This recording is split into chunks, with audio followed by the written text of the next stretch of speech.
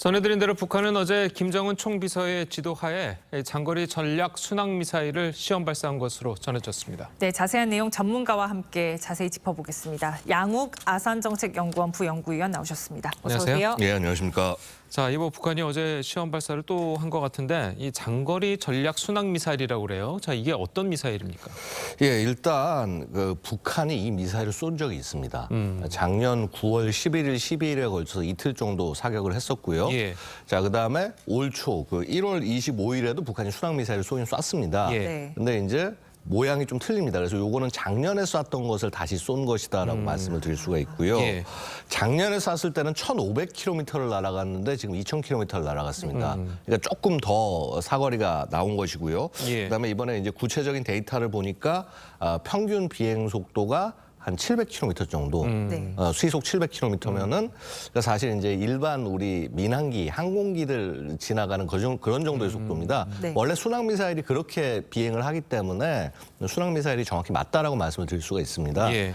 그러면 이제 이게 뭐 얼만큼 위험하냐, 일단 그 문제를 얘기하기 전에 제가 굉장히 주목한 것은요, 이것을 발사한 부대를 이제 이걸 실전 배치가 됐다라고 이미 표현을 하고 있습니다. 시험 발사긴 한데 뭘로 시험 발사했냐?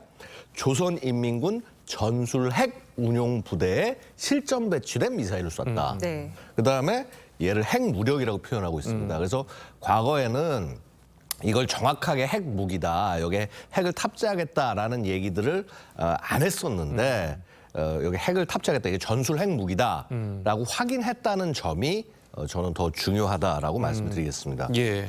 또 김정은 위원장이 미사일 발사를 현지에서 지도했다고 하잖아요. 이건 또 어떤 의미인가요? 일단 김정은이 나가서 뭔가를 했다라고 하는 것은요, 결국 그 뭐라고 그럴까, 지도자가 나가서 직접 할 만큼의 성과가 있다. 그래서 그런 성과가 없으면 절대 나가지 않습니다. 그렇죠. 심지어 나갔다고 하더라도 성과가 시원치 않으면은 보도를 내보내지 않습니다. 지금 김정은이 하고 있는 것은요, 일단 국내 정치에서 자기가 동력이 굉장히 부족하기 때문에 예. 이런 미사일 발사라든가 이런 거에 통해서 성과를 그야말로 핵이 아니면은 김정은은 내세울 수 있는 게 없는 것이죠. 그렇기 때문에 더더욱더 이게 성공을 했어야 내보낼 수 있는 것이다. 그래서 일단 북한 입장에서는 이것을 굉장한 성공으로 지금 포장을 하고자 하는 그런 의도를 볼 수가 있습니다. 예. 자, 그리고 지난 계속 이제 연이은 이제 미사일 도발이 있었잖아요. 그때마다 이제 우리 군이 바로바로 이제 발표를 했었는데 어제 발사했다고 북한이 얘기하는 그 미사일은 우리 군이 뭐 전혀 이야기를 안 한 것 같거든요. 그건 왜 그런 건가요? 글쎄, 이걸 뭐 탐지를 못해서 그런 것인지 아니면은 조금 더 이 반응을 지켜보려고 그랬던 것인지는 뭐 솔직히 저는 잘 모르겠습니다만은 저는 일단 이런 말씀 드리고 싶습니다. 우리가 킬체인이 제대로 작동한다, 북한을 억제할 수 있다라는 얘기를 하려고 한다면은요, 군이 평상시에 이렇게 발사하는 징후가 이런 것들이 있을 때 북한이 뭔가를 발사했는데 우리가 뭔가 파악을 하고 있고 대응을 하고 있다, 이런 메시지가 사실 먼저 나갔어야 된다는 그러니까요. 거죠.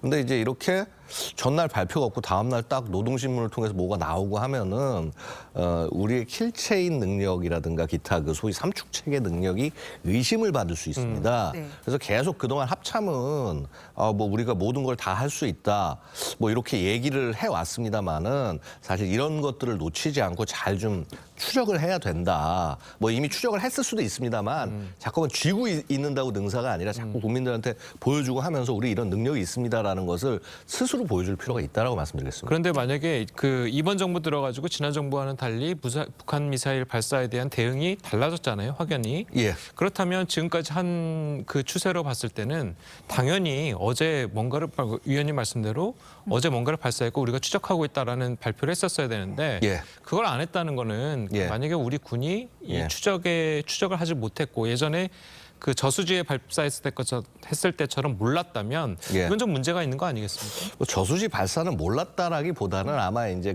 도대체 원점이 어딘지에 대해서 아마 내부에 의견들이 있었을 것입니다. 그래서 아마 뭐 거기서 아마 제가 볼 때는 뭐 호수에서 발사했다는 걸 전혀 몰랐다라는 것이 아니라 그 맥락이 무엇인지 아마 분석하는 데 좀 시간이 걸렸을 것 같고요. 예. 하여튼 좀 지금 뭐라고 그럴까, 말씀하신 대로 되게 중요한 것은요, 사실 그거 자체가 메시지입니다. 그러니까 합참이 이렇게 얘기를 하고 하는 것 자체가 적에 대해서 우리 다 니들 보고 있고 니들 하는 행동 하나하나를 우리가 전부 억제할 수 있다. 라고 하는 메시지를 잘 전달할 수 있도록 해야 된다. 그래서 이게 무슨 뭐 대변인이 뭐 발표하고 기자를 통해서 얘기하고 이렇게 뭐 언론을 통해서 이제 말씀을 하게 하고 하는 것 자체가요.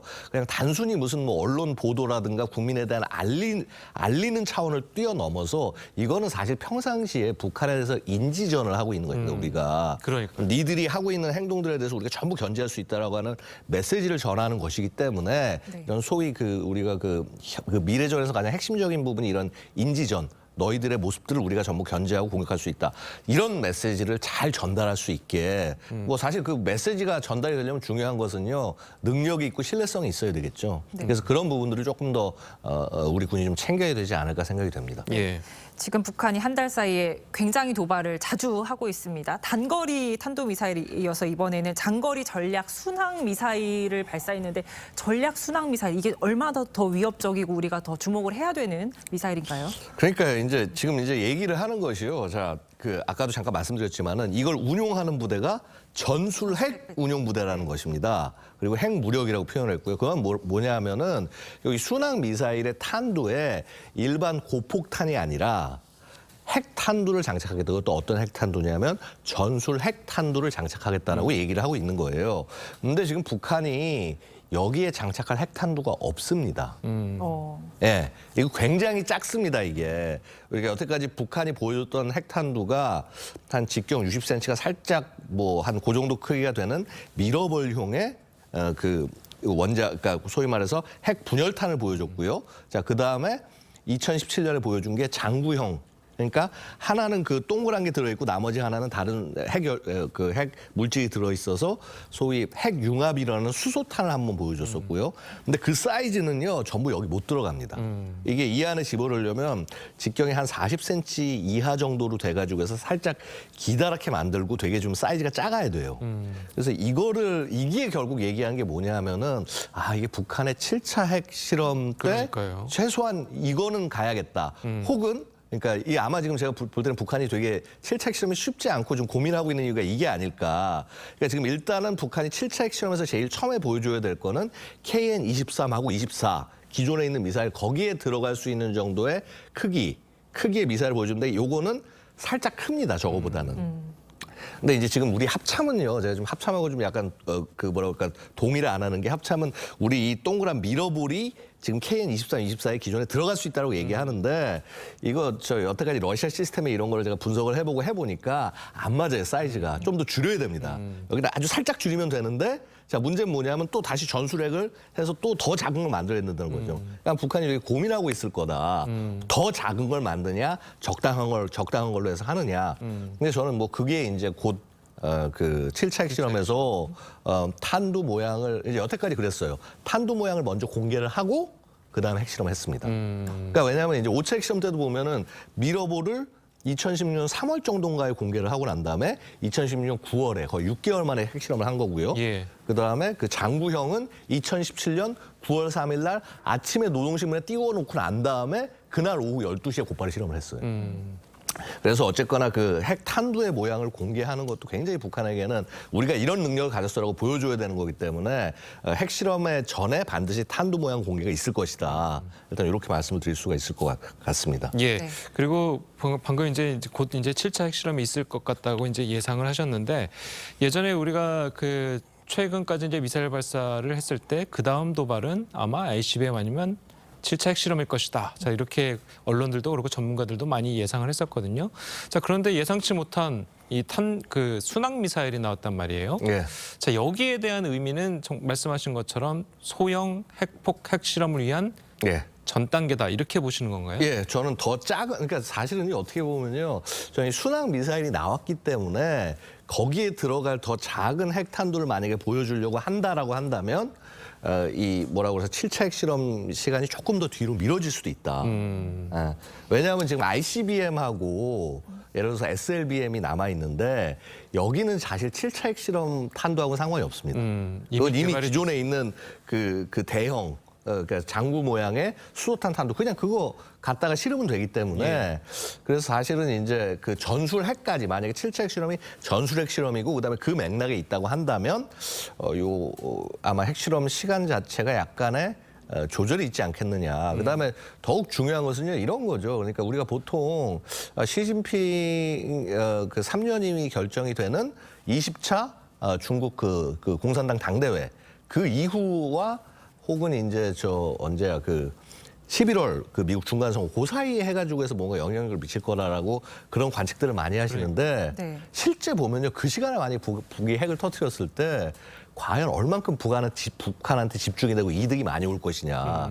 사실은 이득보다는 손해가 더 많은 것 같습니다. 상대적으로는. 지금 기본적으로 미국이 갖는 관심은 우크라이나에 집중이 돼 있고요. 네. 북한이 핵을 터뜨린다고 해서 지금 거기서 특별하게 뭔가 더 얻어갈 수 있는 정치적 국면이 아닐 수 있다는 것이죠. 북한도 이런 부분들을 분명히 생각하고 있을 것입니다. 그래서 결국 핵실험할 때는 자신들에게 얼만큼 정치적 이익을 최대한 국제정치적 이익을 최대한 가져오는 거, 국내 정치도 있겠지만 그 시기를 노려서 할 거라고 생각이 되고요.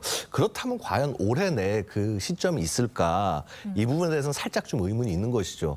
결국은 계속 이런 미사일 발사, 다른 종류의 미사일 발사 같은 것들을 통해서 조금 더 긴장은 높여가되 그 핵실험의 시기는 좀 더 자신들에게 유리한 시기를 찾아가는 그런 모습이 아닐까. 그래서 계속 우리를 앞으로 긴장하게 만들 겁니다만 미사일 발사를 통해서 막상 핵실험 시기에 관해서는 조금 좀 보수적으로 볼 필요가 있지 않겠나 생각이 듭니다. 알겠습니다. 이렇게 북한 핵 위협 커지면서 우리도 전술핵 재배치해야 된다 이런 얘기들을 계속 주장들 나오고 있습니다. 예. 전술핵, 전략핵이랑은 다른 거죠? 예. 그렇죠. 이게 사실 전쟁의 역사를, 핵의 역사를 좀 이해를 하셔야 돼요. 그러니까 기본적으로 우리가 전략핵, 전술핵이란 말을 나누는 것은요. 자, 전략핵. 핵의 전략적 의미는 무엇이겠습니까? 전쟁이 나지 않게 하는 것. 억제, 핵 억제를 위해서 존재하기 때문에 전략핵은 사실은 서로 쓰는 게 아니다. 안 쓸 때 가치가 훨씬 더 있다라는 의미가 되는 것이고요. 이 전술핵이란 말이 1950년대에 이제 나오기 시작을 하는데 결국 전술이란 건 뭐냐면요. 쓸 수 있다. 그렇죠. 사용할 수 있는 핵이다라는 의미가 되는 것입니다. 그래서 근데 이게 또 이게 상대적인 개념인 것이요. 보시면은요. 히로시마에 15킬로톤, 나가사키에 21킬로톤의 핵폭탄이 터졌습니다. 이게 굉장히 우리 커다란 피해라고 그러고 막 사람들 낙진 피해 막 이런 거 하면서도 이게 막 핵의 참상을 볼 때 언제나 이 얘기를 하지 않습니까? 그렇죠. 그게 현대적 기준에서는 전술핵입니다. 전략핵이 아니에요. 전략핵은 이미 수백 킬로톤 이상이에요. 그래서 우리가 전술핵 얘기할 때는 거의 100킬로톤 미만 정도 혹은 뭐 혹자에 따라서는 300킬로톤 미만 정도를 전술핵이라고 얘기를 합니다만은 뭐 되게 다양합니다. 그게 예를 들어서 0.1킬로톤이 될 수도 있는 거고요. 네. 0.01킬로톤이 될 수도 있는 겁니다. 그래서 이 전술핵의 가장 큰 가치는 결국 사용할 수 있다라는 걸 상대방에게 전달하는 거. 마치 지금 푸틴이 핵 사용을 자꾸 얘기하면서 우크라이나를 겁주듯이 네. 사용할 수 있다라는 것을 전달하는 거에 중점이 있고요. 사실은 이제 냉전이 끝나면서 미국은 사실 우리도 가장 그런 어떤 그 소용돌이에 휘말린 것이 미국이 전술핵을 철수를 해서 냉전이 끝나면서 전술핵을 철수했기 때문에 어떻게 보면 영내에 핵 억제가 안 되는 그런 측면이 있는데 그게 뭐냐면 미국은요. 더 이상 핵을 웬만하면 쓰지 않겠다라는 정책을 얘기를 합니다. 그러면서 더 이상 전술핵이란 말을 미국은 안 씁니다. 그래서 이제 그러니까 non-strategic nuclear weapon, 그러니까 비전략핵 혹은 low-yield nuclear weapon. 그래서 이제 저위력 핵폭탄. 이제 이런 식의 이름들을 사용을 하는데요.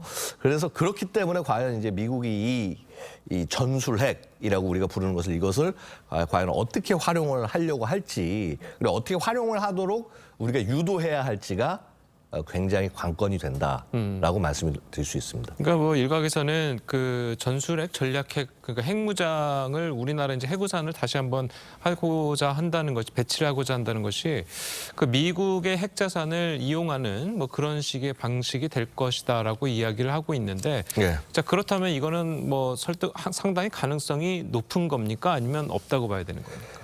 그러니까 이게 맥락상 결국 봐야 되는 것입니다. 그러니까 예. 나토식 핵 공유라고 들어보셨지 않습니까?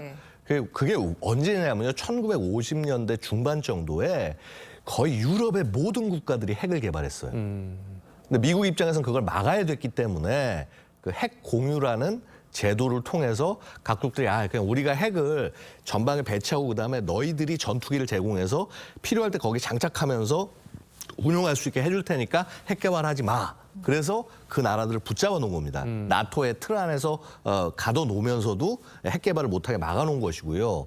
그때는 지나갔습니다. 근데 이제 지금 현재 입장에서 그럼 과연 핵 공유가 가능할 것이냐 여러 가지 문제가 있어요. 예를 들어서 NPT의 문제. 그렇죠. 그러니까 왜냐하면 NPT에 의하면은요, 그러니까 핵 비확산 이 금지 조약에 따르면 가장 중요한 게 뭐냐면 핵 보유국은 자신이 가진 핵을 계속 줄여나가야 될 의무가 있습니다. 근데 줄여나가야 되는데 예를 들어서 딴 나라로 여기에 배치를 해? 그다음에 심지어는 자칫 잘못하면요 다른 나라에 넘겨주는 모양새가 되면 안 됩니다. 그러면은 NPT에서 그 핵 보유국 이전하는 의무를 완전히 위반하는 건데 이건 정말 큰 위반이 되거든요. 그러니까 이제 나토식 핵공유에서도 보면 미국이 절대로 이 핵 미사일에 그 뭐라고 그럴까 기폭 권한은 미국이 쥐고 있습니다. 끝까지. 네. 그냥 그 제공하는 나토에서 제공하는 전투기들은 그냥 운반만 하는 거죠.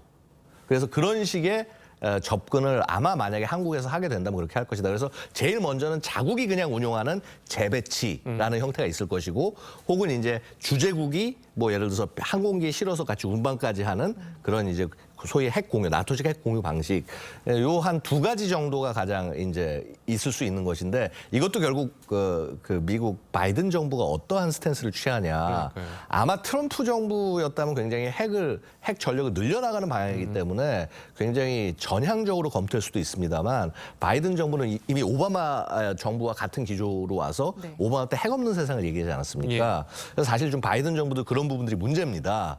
근데 이제 결국 이것은요 또 상당 부분 국제 정치와 관련이 있고 미중 패권 경쟁과도 관련이 있는 측면이다. 일단 이 정도만 말씀드리겠습니다. 예, 네. 알겠습니다. 자, 오늘 위원님 말씀은 여기까지 듣겠습니다. 잘 들었습니다. 네, 감사합니다. 고맙습니다.